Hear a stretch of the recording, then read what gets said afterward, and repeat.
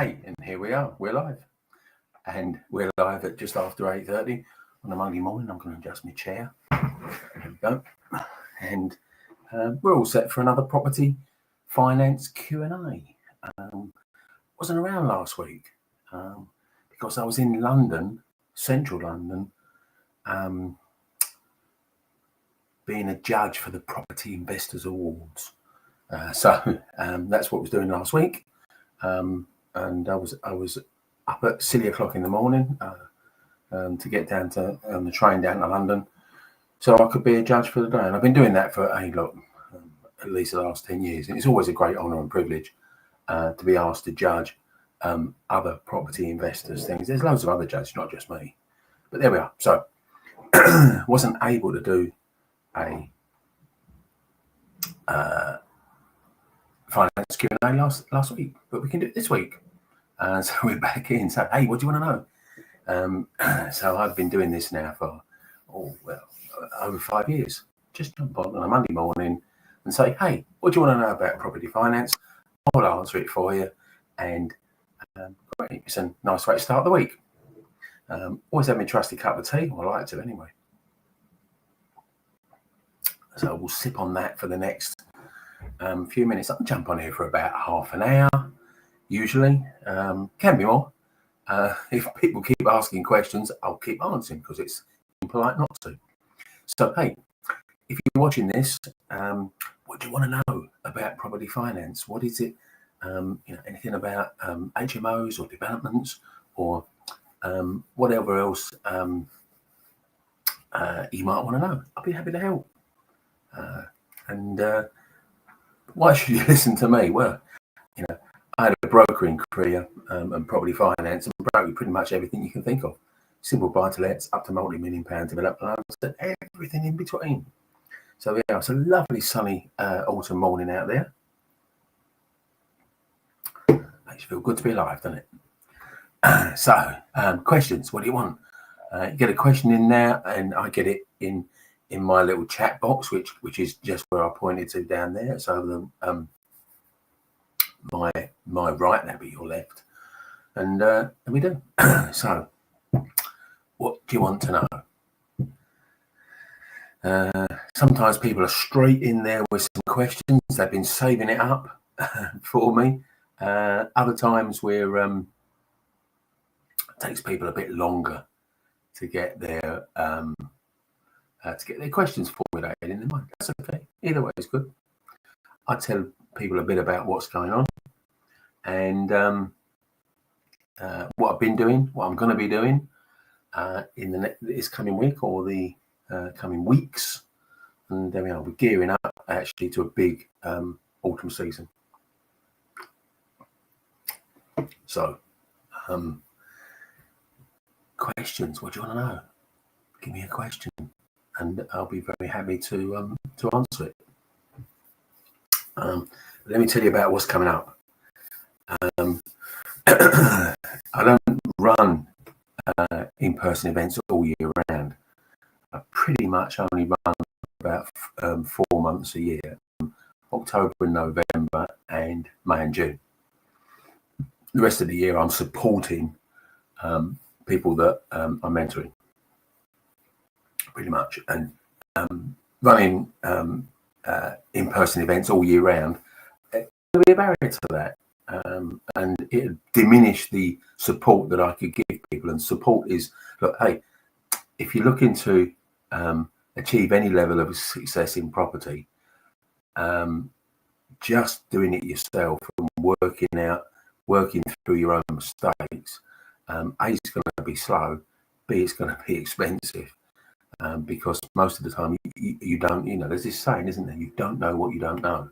So you don't know you're making a mistake until it bites you in the bum and costs you lots of money. So having someone, could be me, could be someone else, mentor you, actually is a fast track way to A, accelerate the things you achieve, and B, stop you making really costly mistakes. So, someone once said, I think you pay for your education or you pay for your mistakes. either way you pay. And yeah, I get that. So October, November is my events season. We're going to be starting on the 18th of October now. And I'm going to be, where am I going to be? I'm going to be in Bristol in a BRR Boardroom. BRR Boardroom is a variation of the BRR Summit. There's a lot of the same content. I'll be doing the BRR Summit in November, actually. But I'm doing 4 BRR Boardrooms. Now, what's different about them? 3 big things are different. One is the number of spaces at this boardroom event are capped. Maximum 10 places. You can't have unlimited numbers, maximum of 10. So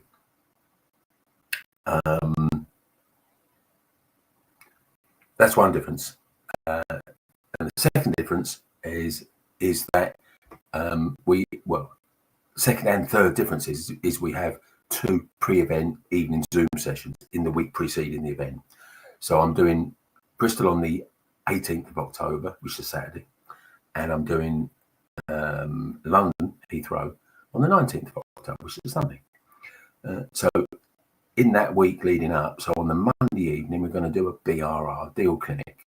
So for anyone that's jumped on board there, then we're going to jump on a Zoom call. We can introduce ourselves, but if you're working, I'm assuming you've got a ticket then. So you've bought this ticket to the BRR Boardroom and you're looking at BRR type deals, but you're not sure if they work for BRR or not. Well, hey, look, share what you're looking at on screen and I'll validate it for you. I'll say, yep, if you do this, this, this, and this, it's a great BRR deal. Or the reverse, I might say, yeah, this isn't going to stack as a BRR deal. It won't work. You won't be able to, you might be able to do some stuff to it, but you're not going to be able to pull enough money out to keep moving forward. So I think that's a really nice way to set up your BRR Boardroom day. But not only that, on the Wednesday evening, I'm going to do my 3 trigger deal clinic. It's a 3 trigger deal finder, sorry. So, and I actually run one of these on just gone on Saturday. So this is how you find BRR suitable properties for free on Rightmove and Zoopla, using some filters and little tweaks that most people don't use, or really understand. They might know they're there, or they don't understand the value in using them. So it's not hard to find BRR deals. In fact, I find them pretty much every location I look at.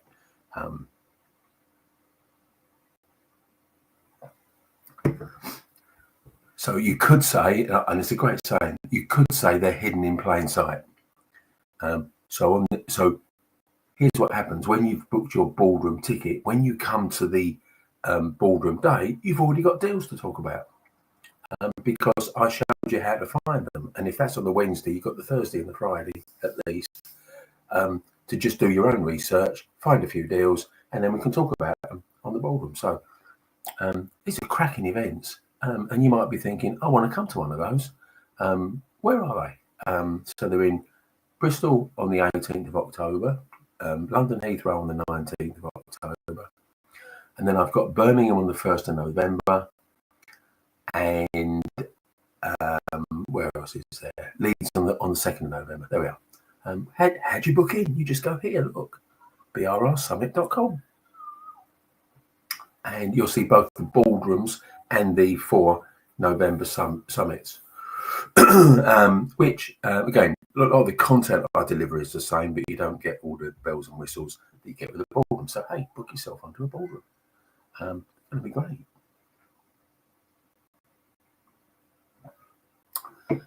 So we've got a question here.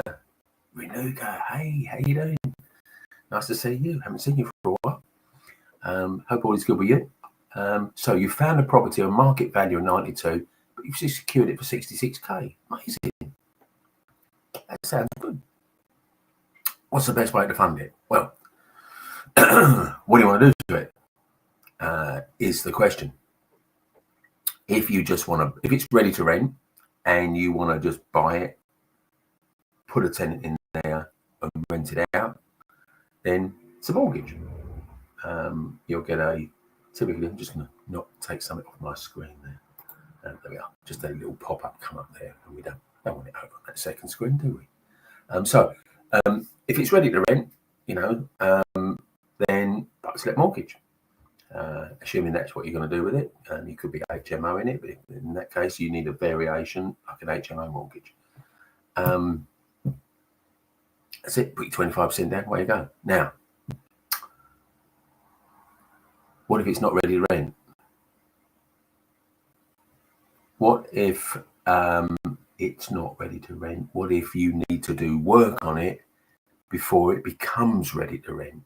Now, that now changes that around, because typically buy-to-let mortgage lenders don't let you do anything other than minor refurb work that you can do in a couple of weeks or so before they give you a mortgage. So you might actually not get a mortgage on it if it's in quite bad condition, and maybe the reason you got it for 66k is it is in bad condition. Maybe that's the case. In which case you use bridging finance, and I've brokered hundreds of bridging finance deals over the years. So and you know I do that because you've been to some of my events, haven't you?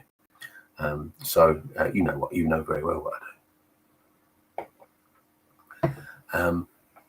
The guys in the brokerage, is to be the Trinity for the bridging or Isaac for the for a mortgage. Either of those would help you, and I can just put you in touch with those. I used to be a partner in the brokerage, but I sold the shares back to the other shareholders when I went full time in training and mentoring. So yeah, we can help you on that. Now, if you're watching, if anyone else is watching this and saying, "Oh, yeah, but if you're buying on bridging, then what are you going to do?" Well, once you've improved it and made it ready to rent, you should have increased the value, so it'd be worth even more than 92,000. Then we just flip it over onto a mortgage. And if you do it right, you should end up with a property paying you rent every month, and it's got none of your cash left in. Amazing. I wrote a book on that. Buy, refurb, refinance. You can find it on Amazon or on my Recycle Cash website. So there we are. So you want some help funding that? Just ping me a message, Manuka, and I'll help you sort that. Steve, how you doing, mate? Haven't seen you for a while. And while I'm answering Steve's question, hey, you watching this? Got a question? Bung it in the chat box, because I'll get round to it. So, do you diversify your investments? I hold stocks and shares. Me personally, no. Have done in the past, but do you know what? I'm not really interested in all that stuff to a great degree. Look, if you want some ISAs, if you're going to hold some stocks and shares, and I have done in the past, and then I've spent it, and I'll be building up some ISA stuff again, assuming that we don't get the current annual allowance slashed. But if you're going to do that, and hey, look, I'm not going to be giving advice on any stocks and shares. That's an FCA regulated thing. I used to be regulated to do that. I gave up that regulation. But if you are going to use stock market investments, be aware of the difference between trackers and fund managed and managed funds. And most of the time, so what do trackers do? They just follow a stock market, whether it's the FTSE 100, the American stock market, whichever stock market. They just follow it, and they just buy shares in the component parts of that. So they just track it. There's no active management. Managed funds are where they you're paying a manager, a fund manager, to select stocks. Weird thing is, the trackers mostly, more often than not, beat the managed funds. So that might give you a steer. But hey, that is not advice. Do not follow what I'm saying there, because I'm not regulated to give advice on investments. Property, I've got loads of experience on property and property finance. That's what I do. But mostly I stick with what I know. What I know is property. And the other thing about property is, a share can lose 90% of its value overnight. Happened a lot. Happened in the past. It's happened to me many years ago as well. Property might go down. It's not going to lose 90% of its value overnight, because you've got a tangible asset. You've got a plot of land, and you've got something built on it. It might go down in value. It's never going to tank overnight. Now, don't do what I do. Do what you think's right. But there you go. So interesting question. Yeah, curious as to what prompted you to ask it. Not against stocks and shares, but it's never going to be my big thing. So there we are. And Rizwan, hey, how you doing? Good to see you. You bought 3 shops. Great. Want to convert to 9 apartments? Okay. Once I've completed, do I go on a buy-to-let mortgage? Or will it be a commercial mortgage? Okay. Absolutely, it won't be a buy-to-let mortgage. There's no way any buy-to-let lender is going to allow you to have 5 self-contained apartments on a mortgage. It's not what they do. Almost all of them only allow a single self-contained unit as a security. So no. Is it going to be commercial? Could be. It would fit commercial property. Commercial lenders, not commercial property, commercial mortgage lenders. It would also fit, now write this down, MUFB, multi-unit freehold block. So that's a derivative of a buy-to-let mortgage, but it's a specialist mortgage, and it's specifically for multiple units on a single title. Multi-unit freehold block. Now, Isaac in the brokerage knows exactly which lenders are currently doing those and what rates they're looking at. So that would be an alternative to a commercial mortgage. You could use a commercial mortgage, or you could use a multi-unit freehold block mortgage. Now, Isaac will find you the best of both. And there we are. So what would the interest rate roughly be on a commercial mortgage? Yep. Between about 7 and 9% usually. You might get it a bit cheaper than that. So yeah, let's say between 6 and 9%, round about that. What are your thoughts on the great digital reset? Will property investments be safe? Okay, so ping me what your context, what you mean by the great digital reset. So if you want to expand on what you see the great digital reset as being, then I'll answer that question about will property investments be safe? Principally, you own the deeds to a property. So if you own the deeds to a property, it's yours, and that's a matter of registering it at the land registry. So give me a bit more detail on what you're asking there, and I'll be happy to answer that. So there we are. We're rolling already. We're rolling around to 9 o'clock. See,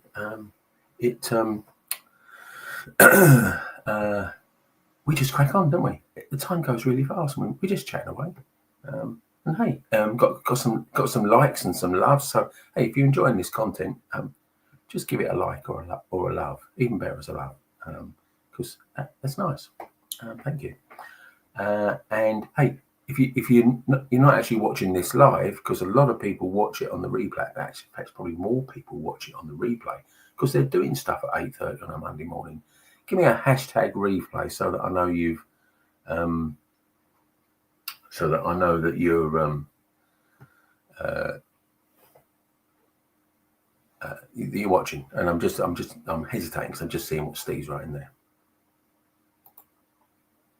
Okay then. Yeah, now I see what you mean.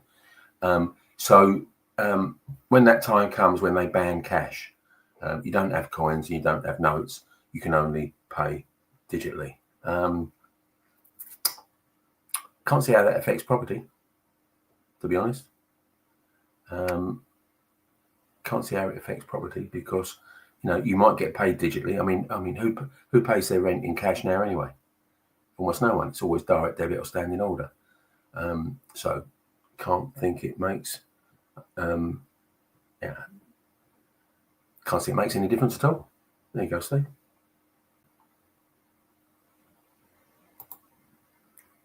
John, hey, great to meet you on Saturday. Actually, I'll tell everyone else. I'll tell a bit more about what we did on Saturday. But you're still up, yeah. Okay. You keep some strange hours, but there we are. So you're watching it live, great.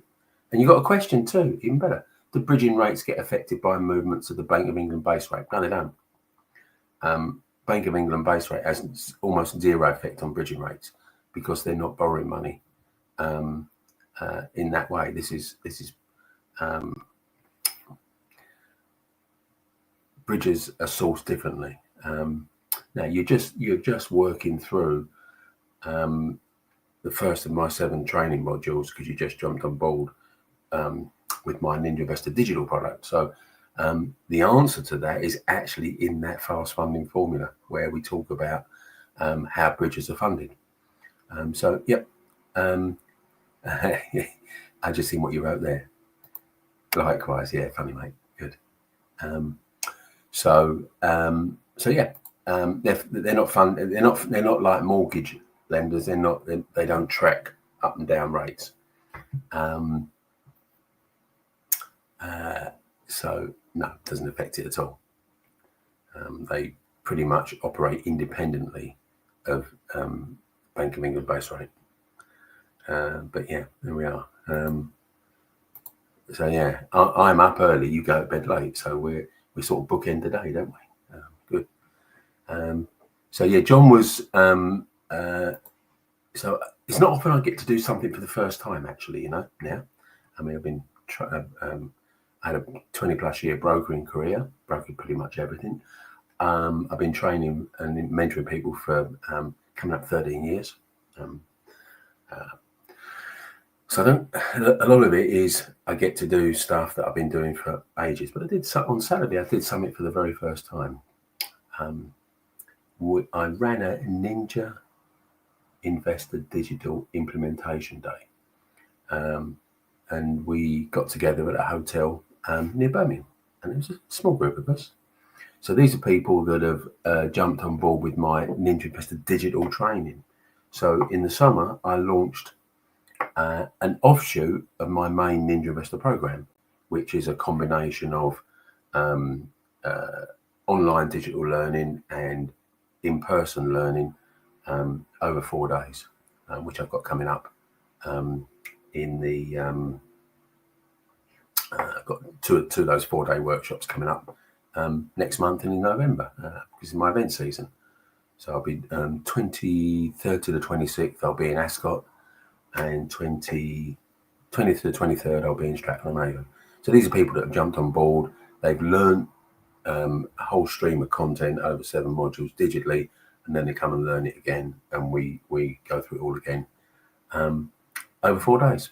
And that's the start of my mentoring them, really. But over in the summer, I sort of hived off just the digital and say, hey, look, if you want a lower cost way to jump into my training, so a lower level of investment, about 25% of it actually. So you just have the digital, and then once every 3 months, you come and spend a day with me and we talk about implementation. And the first one we did on Saturday. And it was great. I really enjoyed it. And hey, John, there we are. John's still here. He was there, and he said we were very happy guinea pigs. Yeah, you are. Yeah, because you were the first people to ever have that implementation day, and you'll be getting another one last weekend in November, and we'll do those throughout 2026, roughly every quarter. So I've got a big thing about no one gets left behind. You'll know this, John, because I've started talking about it on Saturday. Try and bring make my knowledge and my experience available to as wide a group of people as I can. So just giving people a lower entry point has been something I've been working on for over a year, and we finally got it launched this summer. So I'm very proud of that. And the final bit of that whole process is rocking up once a quarter, once every 3 months, have a whole day and say, right, what do you want to know? What do you know? You're learning it, you're going to implement it. What do you want to know about it? And it works. So there we are. And if you're thinking, how do I get onto that digital? Well, that's pretty easy. You just go onto brrsummit.com and you look for BRR workshops. Now, BRR workshops are 3-hour virtual live stream things where it's hosted by my colleague Melody, who's officiated at well over 100 BRR events with me. She hosts it, and I've got some at the 3 hours, I'm delivering about 2 hours worth of the content, so you can see there. So there we are. Yeah. So you can come in person, but we also now have the virtual live streams where you can just access some of my BRR content. You don't even have to leave home. We've got it covered both ways, haven't we? Brilliant. So CEP Properties. See, I know who that is. CEP Properties is Lynn. It's Lynn. And Lynn says, looking forward to catching up on Thursday. Well, you would, because it's Property Chats Day. And hey, haven't talked about that yet, but we always talk about property chats. So what are you doing Thursday evening, 2nd of October? What are you doing? Are you just sitting around watching telly? Yeah, whatever. Why don't you get yourself out and come to a property networking meeting? When I say a property networking meeting, I mean a real networking meeting. I know it is, Lynn. I worked out your CEP Properties. I worked that out. So I'm going to be in Leeds. No, actually Wetherby. I'm going to be in Wetherby this Thursday evening, 2nd of October, because it's the Yorkshire Property Chat, or the South Yorkshire Property Chat, I think it is. And there's going to be a bunch of people. And what we're going to do, we're going to chat about property. And do you know what? Best bit is free to attend. Don't have to pay money. Don't have to pay £20, £30 to come along. It's free. Even better, you don't get stuck in a seat for nearly 2 hours being talked at by speakers and people selling your training and people giving you updates, mortgage update, lettings update, all that sort of stuff. There's none of that. We just sit and chat property. So, it's the very definition of networking. There are other meetings, if you want to go and sit and have a meal and have a speaker, that's okay. You can do that. There's plenty of meetings that do that. But of course, your networking is going to be restricted because every time you're listening to someone giving a presentation, you can't network. So if you want pure, unadulterated networking, you need to come to property chats. And wherever they are in the country, they're all at I'm just going to type the link so you can get on there.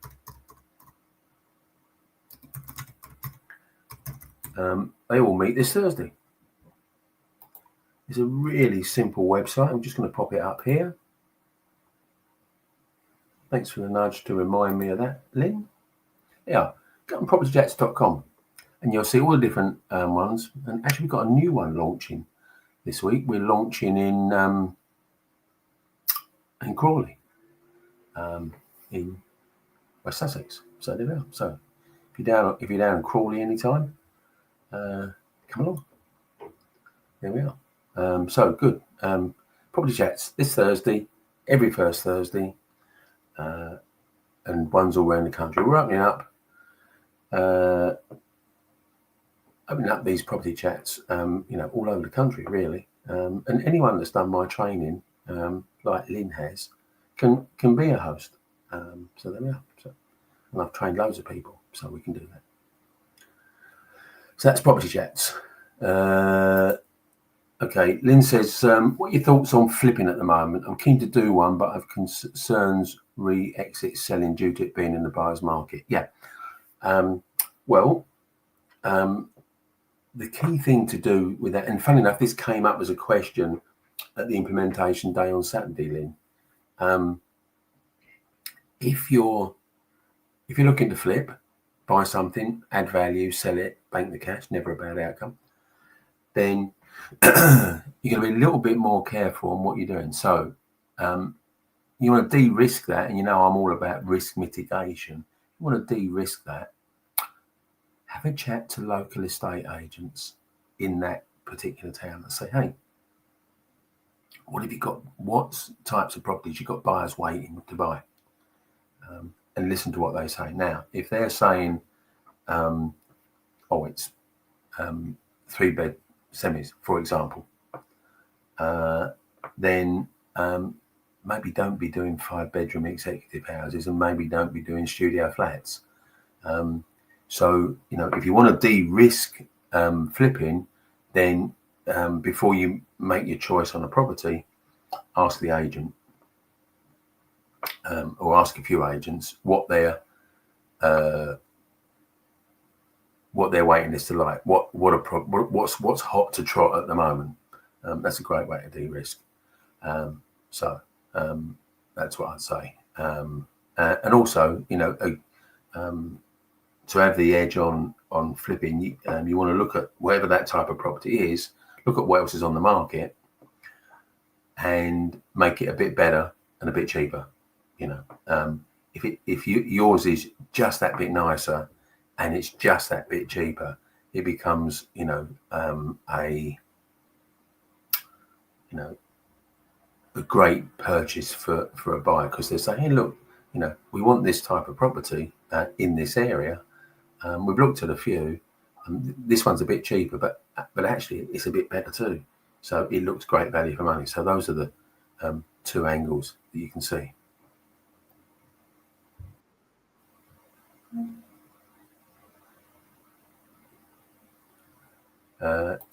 So John's saying flipping has been described as taking crack cocaine. You get a quick high, but then need to repeat it. Whereas with holding, the benefit is constant and gradually for life.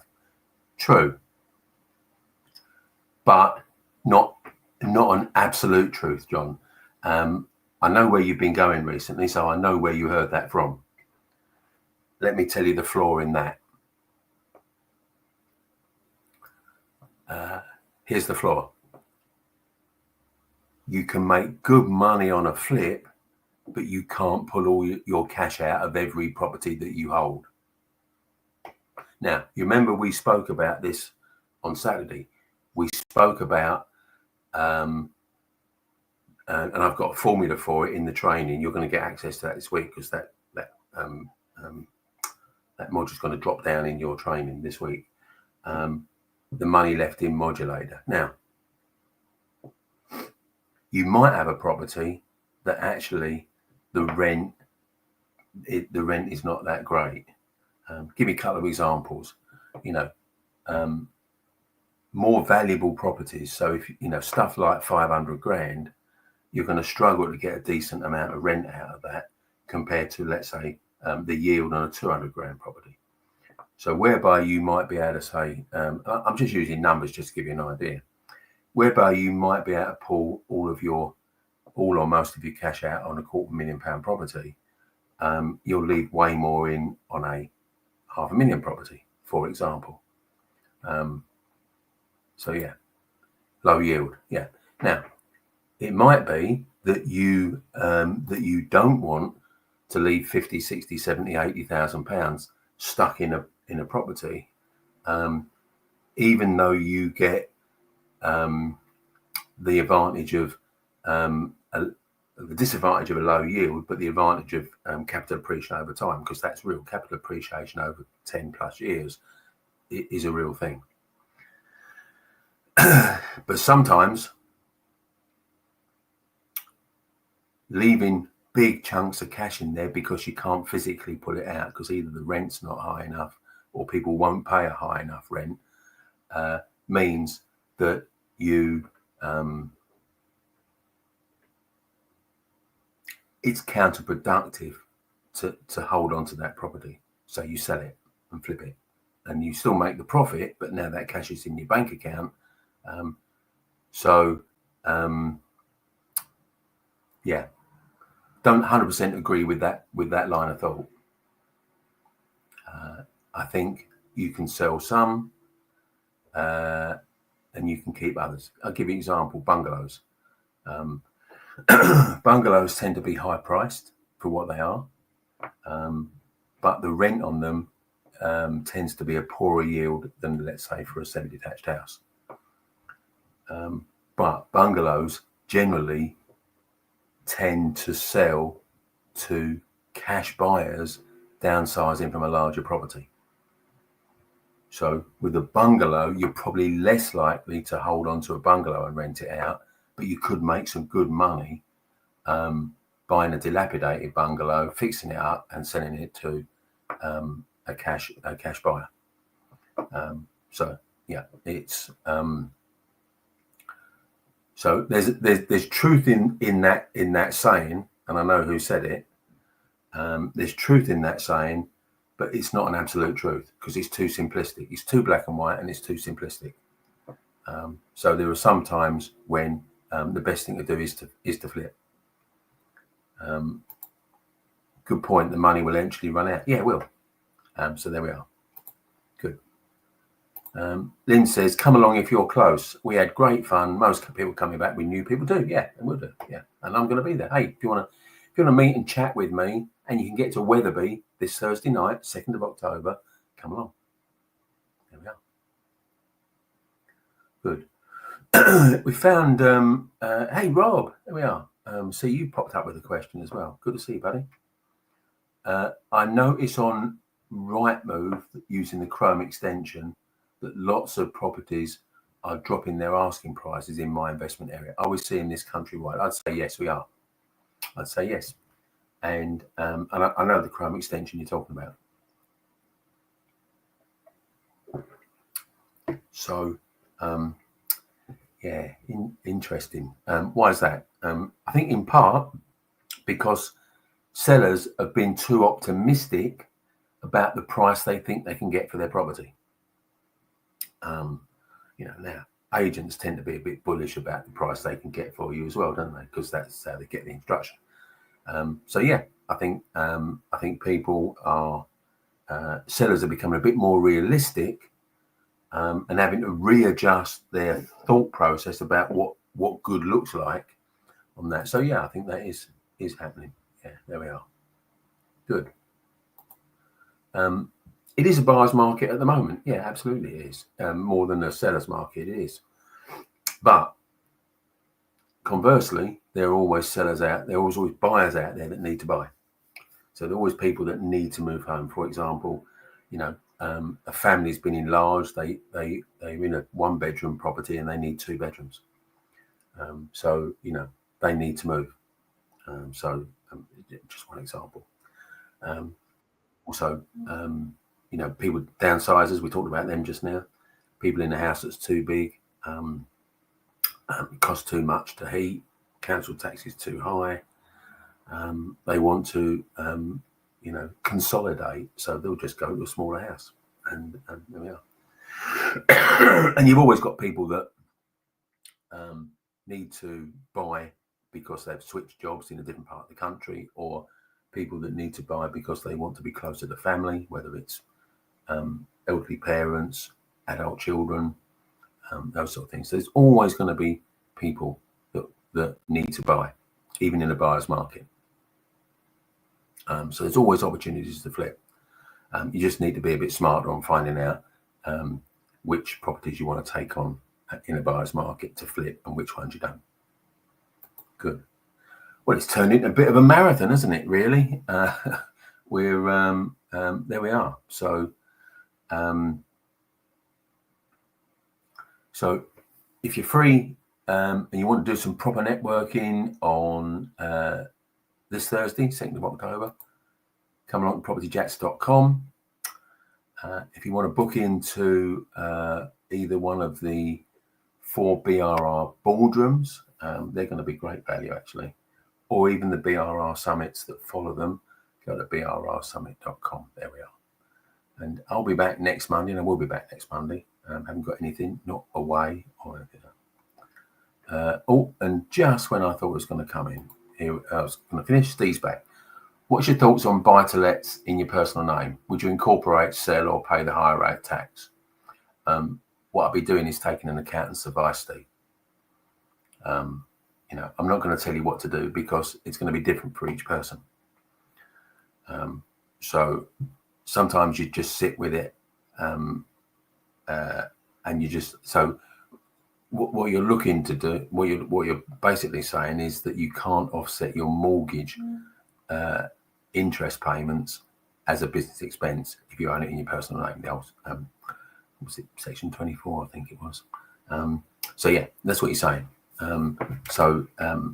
Holding properties in your personal name is not as tax efficient as it used to be. That's a fact.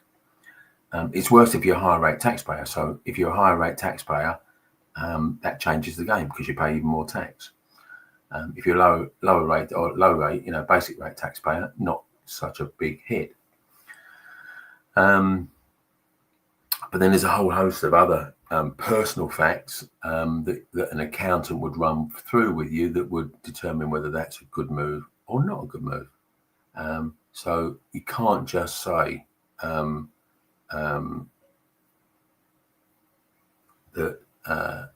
you should do this or you should do that.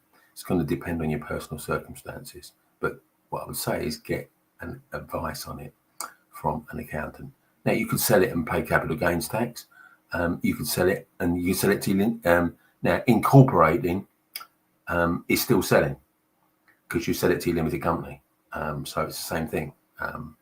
So incorporate is not a way round that. It's just a way of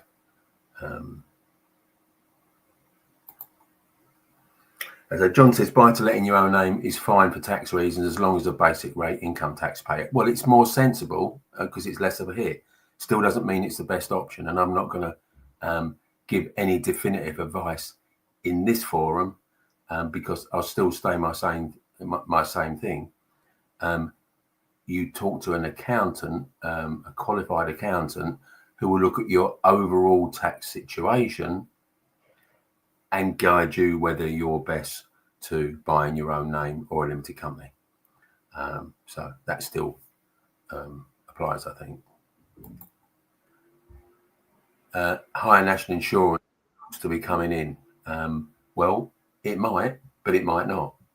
And if it does, then again, that's another factor that you bring to the table when you're talking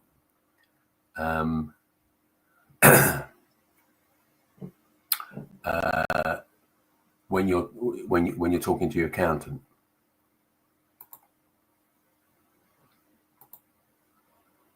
John says it avoids the extraction of profits problem of using a limited company.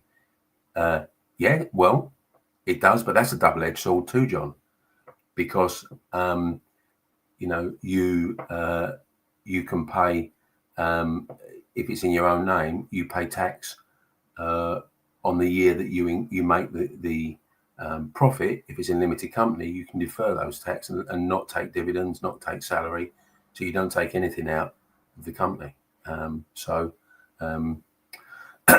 Again, I'm going to stick to. I'm not going to deviate from from what I'm saying.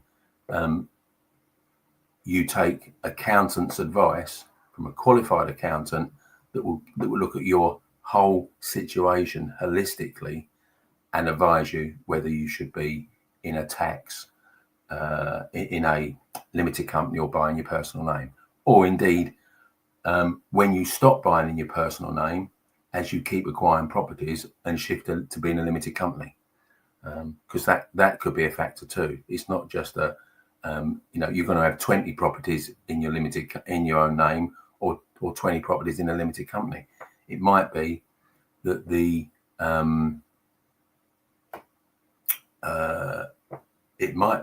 when you hit a certain number, your accountant says, right, now you've exhausted the advantage of buying personally. You now need to, if you're going to keep buying, you now need to use a limited company. So good, yeah. Likewise, Steve, and okay, get off and get that plasterboarding done. Absolutely, John. Getting advice is good advice. Yeah, it certainly is. Absolutely. Good. Well, we drilled down into a few subjects there today, didn't we? So there we are. I'm going to be back next Monday, about the same time, about 8:30. And wherever you're watching this from, whether it's YouTube or a couple of my Facebook groups, Facebook pages, not groups, can't go in groups anymore. Mean buggers at Facebook, they won't let me go in groups anymore. Not just me, everyone. Or LinkedIn, YouTube, LinkedIn, wherever you're coming from. I'll be back in the same place next week. And so John says, yeah, either live or the replay, John. Hey, yeah, there you are. Good. Okay, guys. Hey, have an amazing week, and I'll see you next week.